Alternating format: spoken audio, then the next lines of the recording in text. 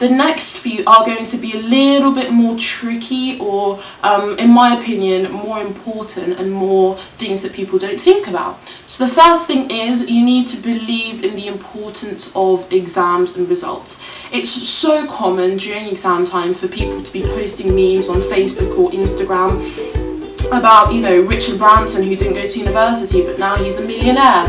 Like, it's so common to see people do that, and it's a type of defense mechanism where you think, okay, maybe I'm not going to do so well in this, so I'm going to protect myself from getting hurt on results day by pretending I don't really care about exams or results. And, you know, basically you're preparing yourself for the worst case scenario so that you don't get hurt. But guess what? It doesn't usually work. Like, usually the people who don't do very well, or who don't do their own personal best, aren't very happy, even if they're the same people who are saying that, you know, I don't even want to do well at A-level. Don't be one of those people. The truth is, you know, whether you like it or not, you live in a society where, you know, exams and grades and all of those things are important. They may not be the most important thing in the world. They're not by any means, you know, the be-all and end-all of life. They're really not.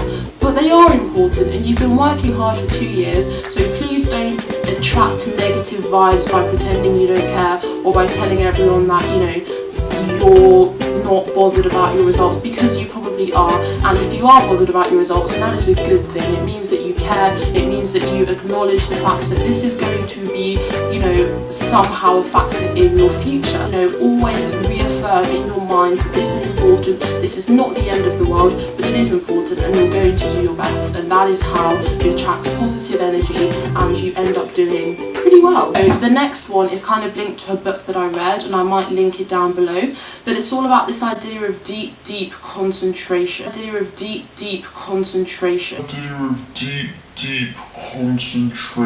you are doing, whatever task you are doing, whatever thing you're working on, you need to give it your undivided full attention, and you need to reach into the nethermost parts of your brain in order to be able to do well in that task. Because, you know, I don't know, but the author talked about the fact that sometimes people can do things kind of half-heartedly, and you're not really applying all of your energy to that thing. You're only kind of doing it like, oh yeah, you know, cool, I'm filling this up. But trust me when I say that, you know, a pattern that I found amongst people who I know have done quite well, not just in A-level but in many things, is that they tend to be people who know how to apply themselves, you know, people who know how to sit there, block everything out, or better yet, sit somewhere where there's no distractions. And I'm not just talking about, you know, your phone or whatever, but even your thoughts. You know, how often have you been doing a piece of homework thinking about that party you're going to go to on Saturday, or thinking about, you know, what you're going to wear for prom? You know, sit there and apply this rule of thumb, deep concentration, where you are focusing only on the thing that you are doing at one time, and you are applying and focusing all of your brain energy and body power and everything on that one thing. And trust me, that is going to get you such amazing results. And that's going to, you know, translate to when you're in the exam. You're not going to be in this distracted frame of mind. You are going to be applying yourself to each question, and each question only. Because we all know that when it comes to mistakes, especially mistakes in something like maths, a lot of it can be, you know, stupid, silly. We say, oh, I knew how to do it, but, you know, I put in the wrong number, or, you know, I spelt this wrong, or I didn't read this part of the question. It's all about this idea of concentrating, and concentrating deeply, and the more you can master that, the better your grades will be. So the next one is about surrounding yourself with people who care about you and who care about their futures. Because the thing is, you are the sum of your friends, or the sum of the people you choose to spend time with. Okay, it's, you know, it's no wonder that a lot of people who end up being successful are around other successful people. Pick people who challenge you.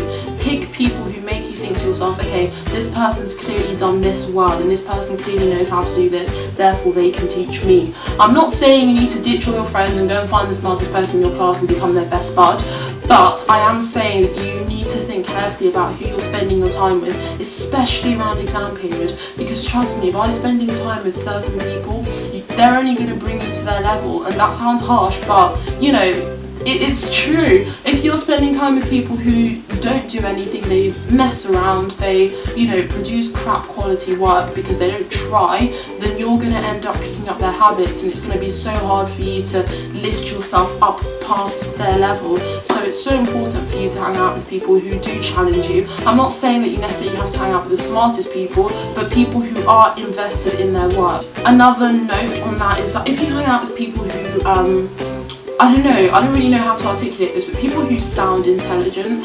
that can help you sound more intelligent, because I find that a lot of my vocabulary and the words that I use are, related to the people who I'm friends with or the people who I'm around, and I start using the same words in essays and in, tests, and it makes me sound so much more intelligent, because a lot of it is psychological. When examiners read your work, a lot of it is so psychological, and it's based on the facts that, do I think this person is an A student or a B student or a C student, and if you're using big words, I know it sounds silly, but trust me, it goes a long way to making you sound like you know what you're talking about. If you're using correct punctuation, correct grammar, it goes a very, very long way in making the examiner think that you are competent and that you deserve a high mark, even if it's got nothing to do with the subject. Okay, so the next thing is healthy body, healthy mind equals good grades.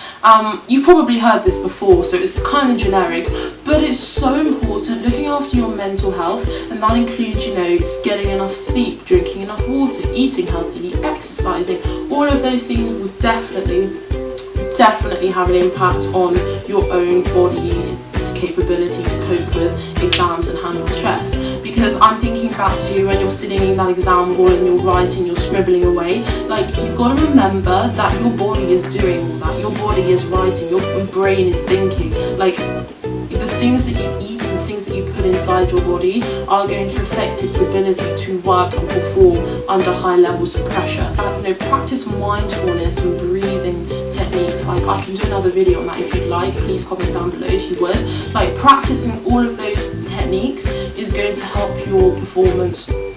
Okay, and lastly, it's not rocket science, okay? Doing well at A-level, getting 5 A-stars, whatever, it's not as hard as you may think it is. Even if it was rocket science was invented by humans, and just like other humans do well at A-level, you are a human, you can do well at A-level. I always think to myself that, if other people can do this, I can do it. There's no reason why another human being with the same, opportunities as you, okay, that's going into a whole different topic altogether. But someone in your class, for example, who has the same teacher as you, who's got the same resources, who, is another human being, another 18-year-old, why should they do their best and you can't do your best? There's no reason. So you need to remember, it's really not as hard as you think.